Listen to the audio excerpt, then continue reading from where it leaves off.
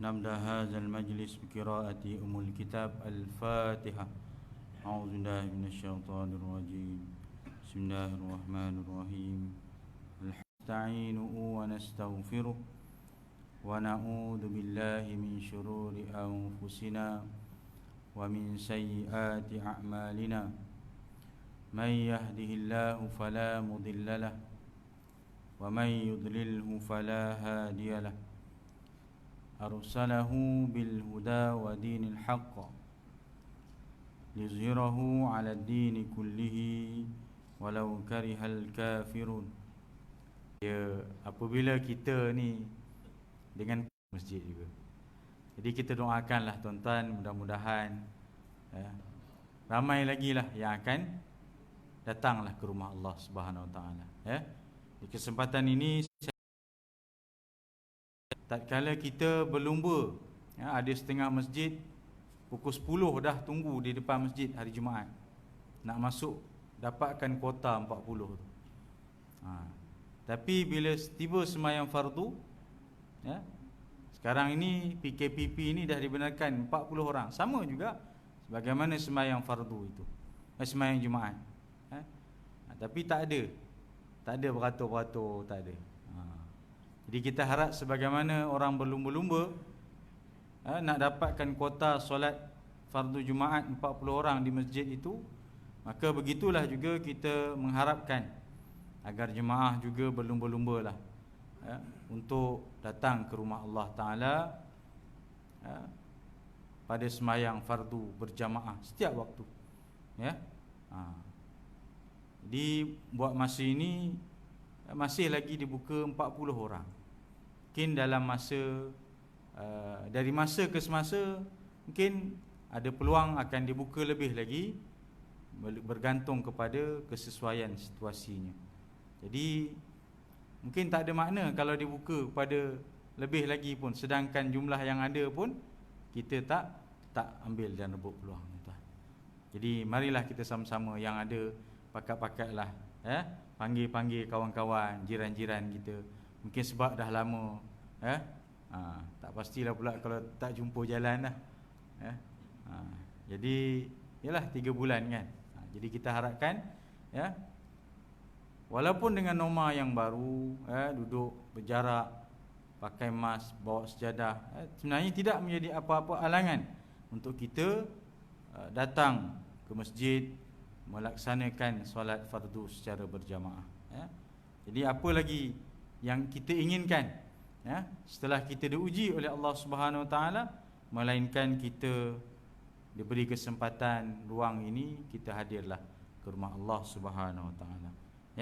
InsyaAllah sama-samalah kita berusaha untuk memenuhkan rumah Allah Subhanahu Wa Taala. Baik tuan-tuan yang dirahmati Allah Subhanahu Wa Taala, alhamdulillah kita bermula daripada hari pertama dibuka kepada orang awam, itu hari Jumaat yang lalu, dan malam ini dah 3 malam berturut-turut dapat isi ruang kuliah Maghrib di Masjid Al-Maidah ini. Mungkin masih ada lagi masjid yang belum bersedia untuk melaksanakan kuliah, tapi untuk Masjid Al-Maidah ini InsyaAllah kita cuba isilah. Pada kita membiarkan maghrib itu kosong, tuan-tuan balik, kemudian isyak datang balik, kita isikan dengan kuliah, dan jadual sedang diaturkan. Kalau tak dapat setiap hari sekalipun, mungkin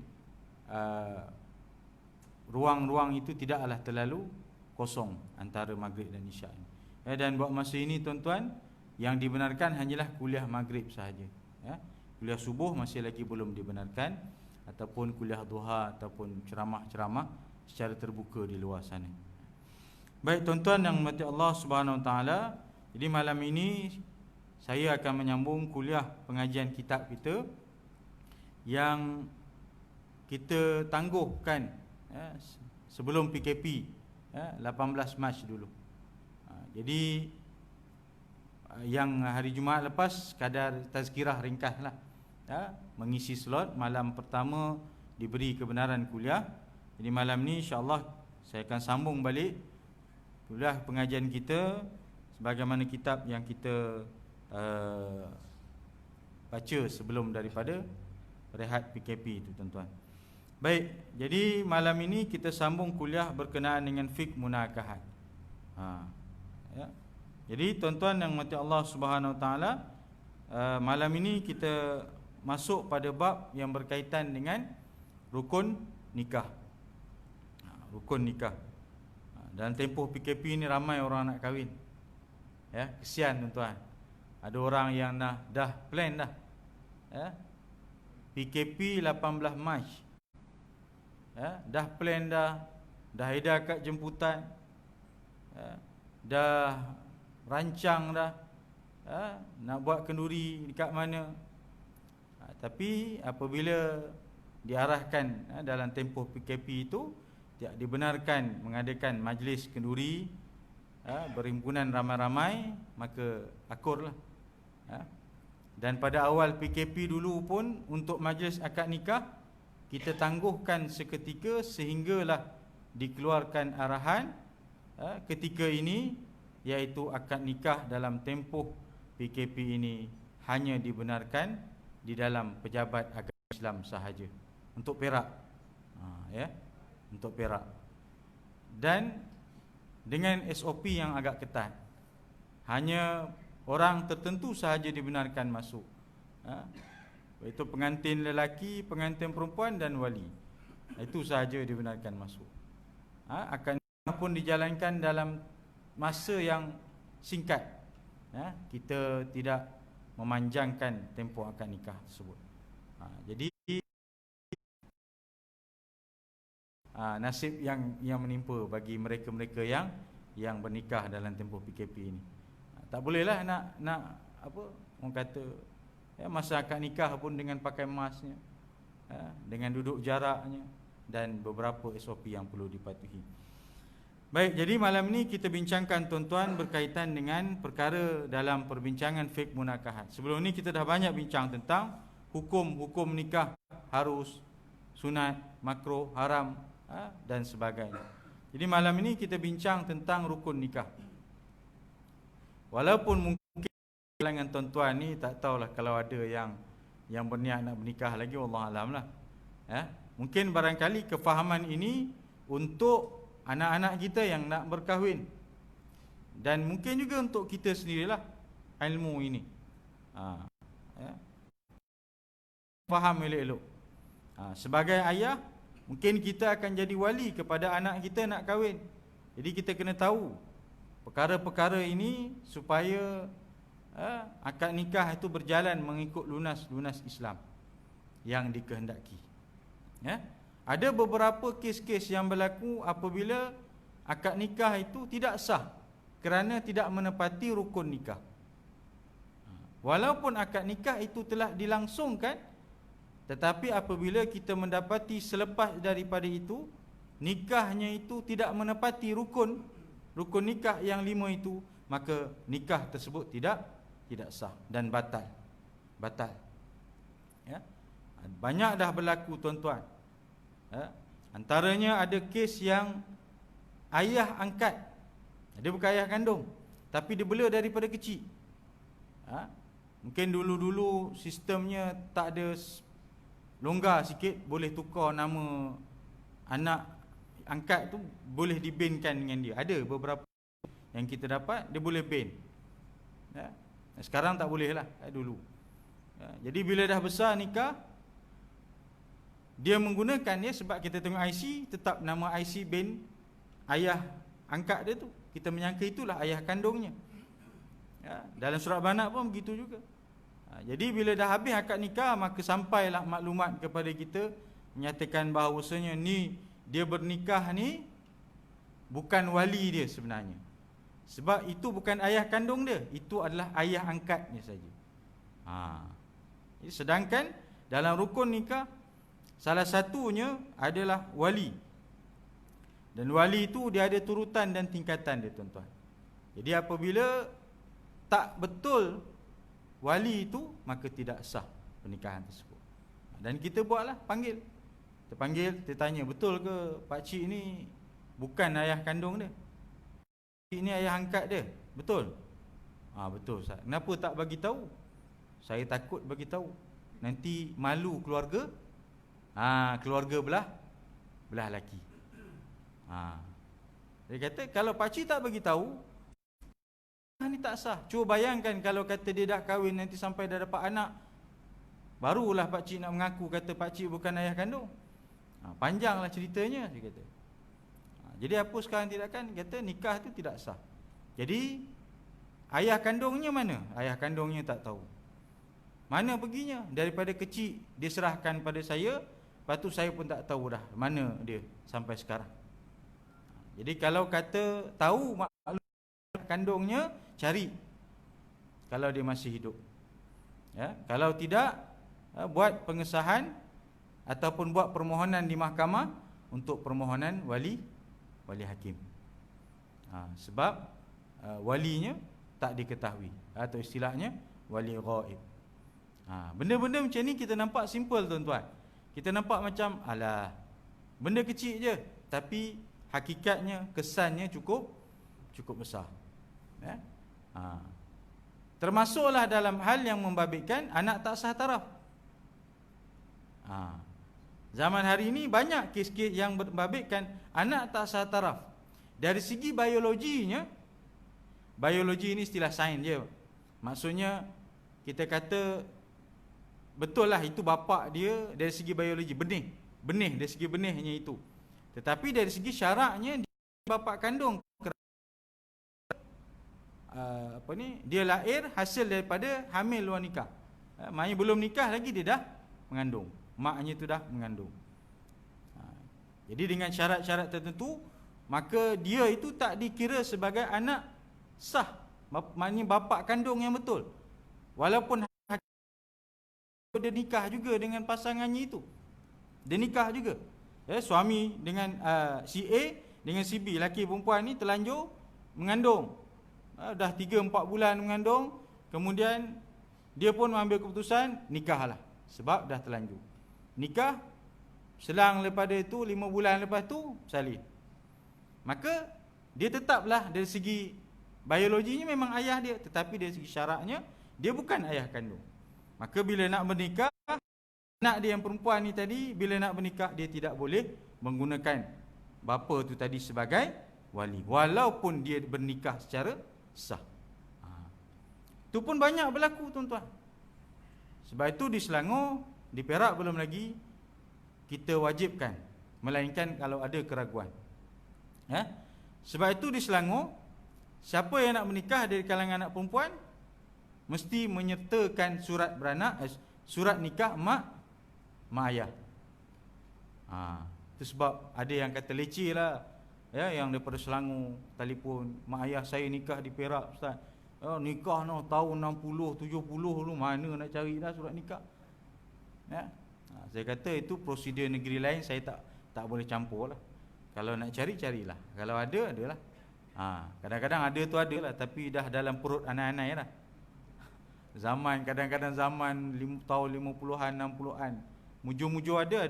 Kalau tak ada, kita buatlah baru salinan surat nikah tersebut. Tujuannya apa? Supaya nak mengenal pasti bahawa betul taraf dia yang nak berkahwin ni memang anak yang sah taraf, dan itu adalah wali dia, ayah kandung yang boleh menikahkan dia. Memberi kebenaran izin wali kepada anak yang nak berkahwin. Banyak berlaku tuan-tuan. Begitu juga ada yang menipu dari sudut wali. Masih hidup tapi katanya ayah mana? Entahlah, ayah saya pun tak tahu dah ayah saya pergi mana dah. Lama dah saya tak jumpa ayah saya, walhal ayah dia hidup. Sebab apa tak nak bagi tahu ayah dia mana? Sebab ayah dia tak setuju dia kahwin dengan itu. Pandailah dia pusing sana pusing sini. Akhirnya lama-lama kalau dah menipu ni akan terbongkar juga. Hanya kata, baik, kata kamu cakap terus terang, ayah kamu ada ke tak ada? Sebenarnya ayah saya ada Ustaz. Habis kenapa? Saya takut ayah saya tak setuju. Saya menipu. Sebab itu kita kena ambil tahu dan faham yang berkaitan dengan hal-hal rukun-rukun nikah ini. Sebab nikah ni dia membabitkan nasab dan keturunan. tak sah rukun nikah itu, maka tidak sah pernikahan itu. Bila tidak sah pernikahan itu, maka apa jadi dengan nasab dan keturunan tersebut? Kalau dah bertambah bercucu cicit lagilah, itu yang membimbangkan kita. Baik, rukun nikah ada 5. 5 perkara. Yang pertama, suami. Nak kahwin ini memang kena ada. Tak pernah dalam sejarah orang datang sorang-sorang. Kamu nak nikah dengan siapa? Tak tahu. Pengantin lelaki mana? Tak. Dah tu kamu nak kahwin dengan siapa? Saya datang cuba-cuba nasib je lah. Kalau ada siapa-siapa nak jadi suami saya, jalan je lah. Tak pernah berlaku dalam sejarah.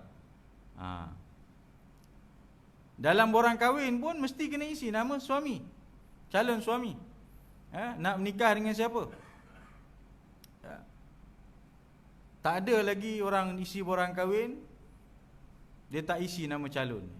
Mesti kena ada calon. Nanti kita tengok ada syarat-syarat dia. Ni kita pergi secara umum dulu. Yang kedua, isteri. Mesti ada calon isteri. Nak kahwin dengan siapa? Siapa calon isteri kamu?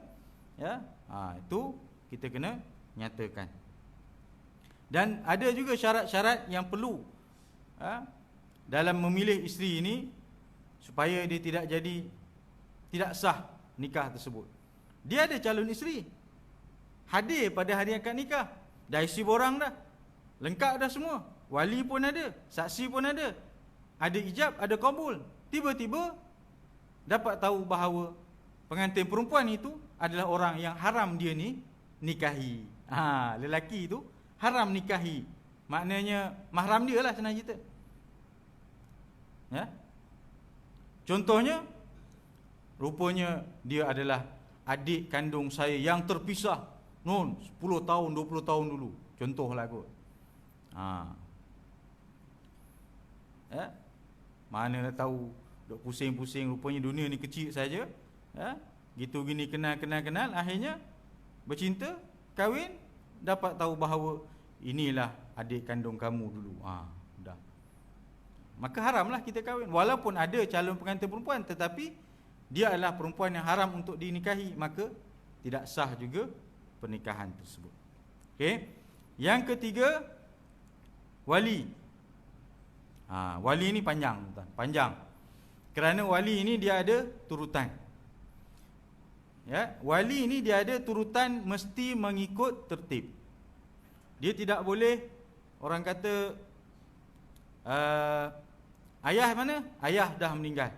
Kalau macam tu bapak saudara lah jadi wali. Ayah mana? Ayah dah meninggal. Kalau macam tu bagi abang yang sulung jadi wali. Dia ada tertib, susunan. Dan ada yang tertib susunan sama taraf, dia tak perlu ikut susunan. Ada yang perlu ikut susunan, ada yang tak perlu ikut susunan, boleh pilih mana-mana. Ayah meninggal, atuk masih ada, atuk masih hidup, maka atuk selayaknya jadi wali. Atuk meninggal, ayah meninggal, atuk meninggal, atuk kepada atuk ada lagi, hidup lagi. Contohnya, maknanya datuk kepada ayah lah. Ayah dah meninggal, datuk dah meninggal, datuk kepada datuk dan ke atas. Itu turutan dia. Kalau dah terputus tak ada, barulah dia turun ke bawah. Sebab ayah dengan datuk ni dua wali yang dekat, wali akrab. Jadi itu keutamaan untuk kita pilih jadi wali. Nanti kita akan tengok turutan dan susunan wali. Ada kes walinya ada, betul itu walinya, tetapi dia mengambil walinya melangkau daripada tertibnya, juga tidak sah nikah tersebut. Juga tidak sah nikah tersebut. Nanti kita bincangkan tuan. Memang betul dia wali. Contohlah, katalah kita kata dia ada wali yang jauh sikit lah. Yang mana sebenarnya ikut tertibnya ada wali yang turutannya lebih dekat, tapi dia pilih yang melangkau. Dia kata ini pun dalam susunan wali, ini pun wali juga. Betul, memang dia turutan wali, dia dikira wali, tetapi oleh kerana tertibnya masih ada lagi orang di bawah itu, maka dia perlu jadi wali. Itu panjang cerita bab wali, nanti kita cerita tuan-tuan. Ada wali yang jatuh, kita kata apa, jatuh kelaikan jadi wali. Jatuh kelaikan, maksudnya dia hidup, memang dia ayah kandung dia wali yang sah, tetapi syaratnya gugur atas beberapa sebab. Antaranya dia dah hilang ingatan, dia dah tidak berakal, contohnya dia dah koma, dah terlantar. Kita tanya wali ada wali ada di mana? Wali saya sedang terlantar di hospital. Kenapa? Dah koma dah. Berapa lama? Sebulan dah. Boleh bercakap? Tak boleh lah. Dah koma, dah terlantar, memang tak boleh bercakap. Jadi kalau dah tak boleh bercakap, terlantar, hilanglah kelaikan dia, tu jadi wali. Nanti kita bincanglah tuan-tuan dalam bab wali. Panjang ni tuan-tuan. Yang seterusnya, 2 orang saksi. Saksi ini semua boleh jadi saksi. Siapa yang menyaksikan itulah saksi. Tetapi yang direkodkan itu ialah 2 orang saksi. Saksi akad nikah. Jadi saksi ini walaupun nampak kerja dia mudah, kerja saksi ni mudah tuan-tuan. Dia dengar, kan dia sebutlah sah. Dah. Selesai. Bolehlah upah nikah saksi. Seorang RM30. Seorang saksi RM30 perak. 2 orang saksi RM60. Baki 140 boleh ke juru nikah. Tapi saksi ini tugasnya berat kerana dia yang menyaksikan akad nikah tersebut. Memanglah bukanlah satu kemungkinan akan dipanggil kalau berlaku apa-apa, nak membuktikan betul ke kamu tahu bahawa dia ni bernikah pada tarikh sekian. Mungkin tidak sampai ke peringkat itulah. Tetapi sekurang-kurangnya jika apa-apa berlaku, jadi saksi. Ya betul, saya lah menyaksikan dia bernikah pada tarikh tersebut. Okey. Dan yang kelima, sirah. Sirah ni apa dia? Ijab dan kabul. Ijab dan kabul. Ada lafaz ijab, ada lafaz kabul. Jadi itu juga adalah penting untuk kita faham. Baik, 5 perkara ni kita akan bincang satu persatu tuan-tuan. Dalam kitab ni dia bincang dari bawah. Dari bawah. Ya, sirah. Sirah ini lafaz. Lafaz. Ya. Macam kita buat akad jual beli tuan-tuan. Ya. Saya jual, saya terima. Saya jual, saya beli. Tu seringkat-ringkat akad lah. Begitu juga akad nikah, kita ada syarat-syaratnya dalam bab membabitkan ijab dan kabul akad nikah ni. Baik, syarat sah sirah ialah yang pertama, lafaz itu mestilah soreh, yakni terang. Lafaz itu mestilah soreh, yakni terang, jelas. Terang ini maksudnya jelas tuan-tuan. Sebab itu kita minta apabila lafaz ijab dan kabul tu kena kuat. Bukan kuat tu maksudnya menjerit, jelas. Yang jawab tu pun kena jelas, yang ijab tu pun kena jelas. Ini kadang-kadang yang ijab tu pun tak berapa nak cakap dah pun. Kadang-kadang kesian, ya. Orang lama-lama tuan. Ya. Saya punya naik kereta tempoh 2 minggu 2 orang meninggal lah. Yang dah berusia lah. Ya. Jadi kita cari pelapis ni. Bukan senang nak cari juru nikah atau naik kadi ni dari kalangan orang muda ni. Bukan senang. Dah tak ada orang. Itu yang ada. Ya. Bila 2 orang dah meninggal, kita kena carilah pengganti. Ya. Jadi sebab itu dalam bab ijab dan kabul, kita kena terang.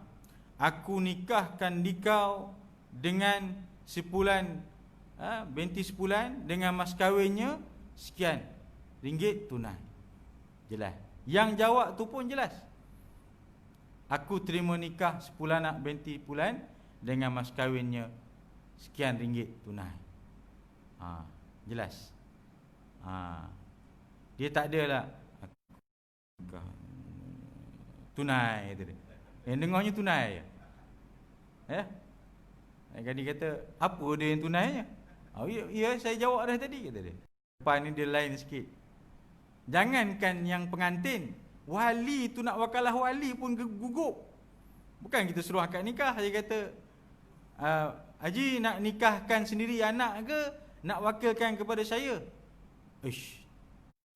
Saya tak beranilah. Ustaz lah wakil, ustaz lah nikahkan, saya wakalah aja. Saya kata, seeloknya wali lah nikahkan. Itu yang terbaik. Bukan susah pun. Cakap aja, aku nikahkan dikau dengan anak aku, dah. Seeloknya wali. Tapi berapa ramai yang wali yang nikahkan? Tak ramai pun tuan-tuan. Susah ke wali nak lapaskan nikah? Susah tak tuan-tuan? Senang je, apa susahnya? Ya. Nak wakalah kepada juru nikah pun gugup dah. Bila dia kata aku nikahkan dikau, bukan pak cik wakalah wali dengan saya, bukan pak cik nikahkan saya kata. Ya, saya silap, saya kata. Itu pun dah gugup lah. Nak cerita pengantin lagi lah. Jadi kita kata yang mudah. Sekali tak lepas tak apa, tenang. Mana yang boleh lah. Kalau dah tak boleh sangat, aku terima nikahnya sebagaimana yang disebutkan. Selesai. Tak lepas pasal panjang penuh nama pengantin ni. Yang gata-gata kata mesti satu nafas. Naya kawan. Mana datang satu nafas? Tak ada. Yang penting jelas, lancar dan berturut-turut. Kalau tak nanyalah orang yang gagap. Mana dia nak pergi ya? Baik, yang pertama terang. Yang kedua, tidak bersyarat dengan sesuatu. Akad nikah tak boleh kita syaratkan.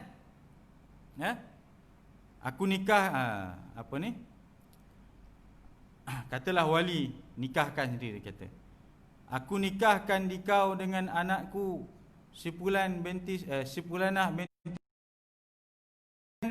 mas kahwinnya RM500 tunai dengan syarat engkau serahkan 2 biji kereta kepada anak aku.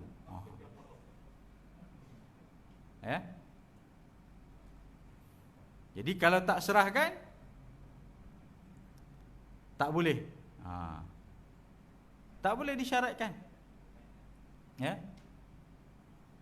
Ataupun yang wali sebut baguslah, aku nikahkan dikau dengan anakku Pulanah binti Pulan dengan mas kahwin RM500 tunai. Yang laki pun jawab, aku terima nikah Pulanah binti Pulan dengan mas kahwinnya RM500 tunai dengan syarat kau bagi aku tanah-tanah milik kamu pada aku. Belum jadi pak mertua dah minta macam-macam. Kalau tak bagi, tak ada, aku tak akan kahwin dengan anak kamu. Tak boleh ditaklikkan atau disyaratkan dengan sesuatu. Kemudian bersamaan maksud pada ijab dan kabul. Ijab dan kabul mesti adalah maksud yang sama. Jangan ijabnya lain, kabulnya lain. Aku nikahkan dikau dengan Fatimah binti Ahmad, mas kahwinnya RM500 tunai. aku terima nikahnya Rohani binti Ismail, mas kahwinnya RM500 tunai. Tang mana datang Rohani pula? Aku nikahkan dikau dengan Fatimah. Yang kamu kata Rohani ni, mana pula Rohani ni? Oh, itu bekas tunang saya silap kata dia. Jadi mesti sama maksud antara ijab dan kabul. Okey. Berturutan. Selesai je akad ijab, aku nikahkan dikau dengan anakku Fatimah binti Ahmad dengan mas kahwinnya RM500 tunai. Terus aku terima nikah Fatimah binti Ahmad dengan mas kahwin RM500 tunai. Jangan aku nikahkan dikau dengan Fatimah, dengan anakku Fatimah binti Ahmad dengan mas kahwinnya RM500 tunai. Dia relax dulu. Relax. Ya? Ayah kata, minum dulu. Dia relax, tenang dulu. Ya? Kejap-kejap saya pergi tandas dulu. Ya? Udah selesai pergi tandas, baru masuk duduk, baru dijawab, aku terima nikahnya. Dia tidak berturutan. Jadi turutan itu dengan kadar yang munasabah lah. Maknanya kalau kata jarak tu tidaklah jarak yang kita boleh kata lama sangat, yang bersesuaian. Ya. Biasanya kalau lama tu dia tak tahu nak mula. Dia biasa jam, tuan-tuan. Biasa berlaku bila kita kata habis je aku sebut tunai, kamu jawab aku terima nikah. Dia biasa berlaku bila kita sebut aku nikahkan tunai dengan mas kahwinnya RM500 tunai, dia blank. Tiba-tiba dia tak tahu nak mula tang mana, dia diam. Saya kata, kamu kat mana ni? Kata, saya tak tahu nak mula kat mana ustaz. Ada berlaku, tuan-tuan. Jangan main-main. Nampak mudah. Bukan saya tak hafal, saya boleh sebut aku terima nikah, tapi tiba-tiba lidah tak boleh. Dia macam blank tiba-tiba. Ada. Jadi kita bantulah, kadang-kadang kita bantu, minta selawat. Ya, tenang, selawat banyak-banyak, istighfar banyak-banyak. Kemudian tidak ditentukan atau dibataskan waktu masa. Maknanya dia nikahkan itu ada tempoh masanya. Aku nikahkan dikau dengan anakku Fatimah binti Ahmad dengan mas kahwinnya RM500 tunai selama tempoh setahun kontrak. Contohnya setahun kata dia. Tak boleh. Itu namanya mut'ah. Dalam kita, mazhab kita tak terima dan tidak sah akad nikah yang ada ketetapan masa tu. Maknanya nikah je lah. Tak ada sebut. Walaupun dalam plan mereka tu, dari sudut perbincangannya, kita ni sebenarnya nikah ni syarat je tau. Contohlah kod nikahnya tu, dia adalah pakatan lah, sebab tertentu lah nikah ni. Ya, ingat sampai tempoh tertentu kita berpisah. Sebenarnya pun tak boleh juga kerana menzalimi. Tapi dari sudut akad nikah, kalau disebut dengan tempoh masa tertentu, maka nikah tersebut tidak sah. Tak boleh. Ya. Jadi jaranglah, bukan jarang, memang tak adalah kita, melainkan nikah-nikah sedikit. Itu mungkin adalah nikah-nikah yang bukan bawah bidang kuasa kita, itu mungkin bukan. Ya. Baik. Kemudian lafaznya. Lafaznya diambil daripada kalimah tazwij dan nikah, ya. Zawwajtuka, atau maksudnya aku kahwinkan kamu, atau ankahtuka, aku nikahkan kamu. Atau dalam bahasa Melayu kita biasa guna aku nikahkan dikau, aku kahwinkan dikau, atau apa jua bahasa yang membawa maksud nikah ataupun berkahwin ini. Dan bukan semestinya bahasa Arab atau bahasa Melayu, bahasa apa yang difahami membawa maksud itu. Ya. Dan walaupun dengan bahasa selain daripada bahasa Arab, yang ini terjemahan yang boleh difahami oleh dua orang yang berakad, suami dan wali, dan dua orang saksi. walaupun dua orang yang berakad tersebut mengetahui bahasa Arab. Dia faham dan dia pun orang Arab, tapi dia saja nak sebut akad itu dalam bahasa Melayu contohnya. Kerana mungkin dia kahwin dengan orang Melayu, dia nak sebut bahasa Melayu, pun tak ada masalah, asalkan bahasanya itu membawa maksud yang sama. Ya. Okey. Ada nikahkan orang putih, ada nikahkan orang asli, ada nikahkan berbagai bahasa lah. Bahkan ada nikahkan orang bisu yang memang tak boleh bercakap. Jadi kita gunalah apa yang boleh difahami dengan bahasa isyarat ke, dengan apa juga yang boleh difahami. Kalau mungkin adalah dia punya isyarat-isyarat dia. Ya. Okey. Baik, mendahului qabul daripada ijab. Selalu ijab dulu baru qabul. Ini qabul dulu baru ijab. Maknanya terima dulu baru nak kahwinkan. Sudah tak sabar barangkali kot. Ya. Wali belum lagi ijabkan qabul, aku nikahkan di kau, belum sebut pun aku nikahkan di kau. Pengantin dah jawab dulu, aku terima nikah saya terima nikah anak pak cik dengan mas kahwinnya RM500 tunai. Wali kata, sabar dulu, aku belum sebut lagi. Ya. Tak apa pak cik, saya dah belajar kitab fiqh munakahat, dia kata sah kalau qabul dulu. Ya. Tapi agak-agaklah kau ia pun, ya. Tunggulah lafaz ijab dulu, sama ada daripada wali ataupun daripada juru nikah. Mungkin dia orang kata apa, tergamam barangkali, ya, terus terlafaz. Ada juga, ya, macam-macam PL lah orang yang apa ni, akad nikah ni, ya. Baik, sah perkahwinan yang mendahului lafaz penerimaan, yakni qabul daripada lafaz ijab penerimaan. Sah. Tapi janganlah dibuat. Nampak penuh macam tak ada adabnya. Pak Mentua kata gelojoh betul kamu ni, kata dia. Aku belum siap ready nak ijab, kamu dah qabul siap-siap dah. Ya. Contohnya, qabiltu nikah fulanahu, aku terima nikah si fulan, ataupun qabiltu tazwijaha, aku terima perkahwinannya. Raditu nikah fulanahu, ataupun aradtuhu, aku mahu mengahwininya.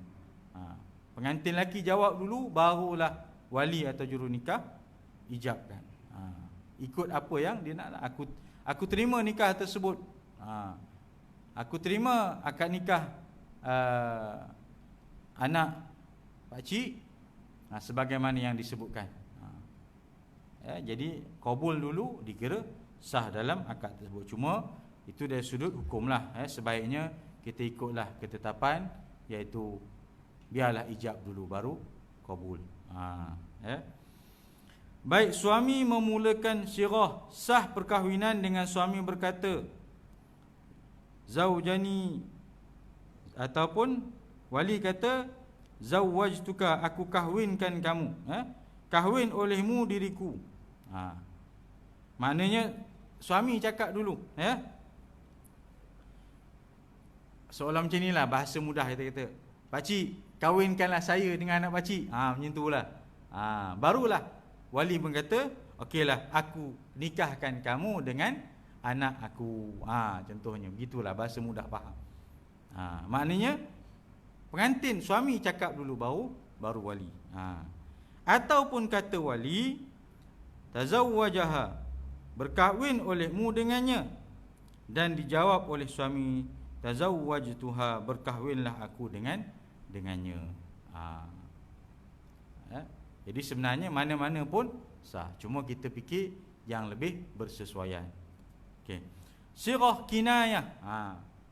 Kinayah ini adalah sindiran. Dia bukan bahasa yang terang. Bahasa yang terang jelas ni macam yang kita selalu sebut tadi lah. Aku nikahkan di kau, memang jelas maksudnya nikah. Aku kahwinkan di kau, memang jelas maksudnya kahwin. Nikah ataupun kahwin. Tetapi apabila kinayah ni, dia kiasan, dia berlapik, bukan ayat secara jelas yang menyatakan tentang dia nak nikahkan anak dia. Contohnya, ada bagi contoh. Sirah dengan kinayah tidak sah. Sebagaimana yang dinakalkan oleh Imam Nawawi daripada Imam Ghazali. Ahlaltuka binti. Aku halalkan kepada kamu anak perempuanku. Dia tak kata aku nikahkan dikau dengan anak perempuan aku, tapi dia kata aku halalkan anak perempuan aku Fatimah binti Ahmad dengan kamu. Apa maksud halal? Ya. Boleh jadi membawa maksud nikah, boleh juga difahami, atau tak tahulah apa maksud dia. Sindiran, kinayah, dia kiasan itu. Ya. Atau dia tulis kiasan lain. Aku serahkan anak aku kepada engkau. Aku serahkan anak aku Fatimah binti Ahmad kepada engkau. Apa maksud serah ni? Nikah ke? Jadi kalau secara kinayah tidak sah. Dia nak lepaskan anak dia tak sampai hati. Dia nak nikahkan anak dia tu tak sampai hati, sebab bila nikah anaknya lepaslah tanggungjawab dah. Jadi dia buatlah secara kinayah. Aku serahkan anak aku kepada engkau Fatimah binti Ahmad. Jadi ini adakah nikah ataupun apa maksud dia? Jadi samalah macam cerai. Ya.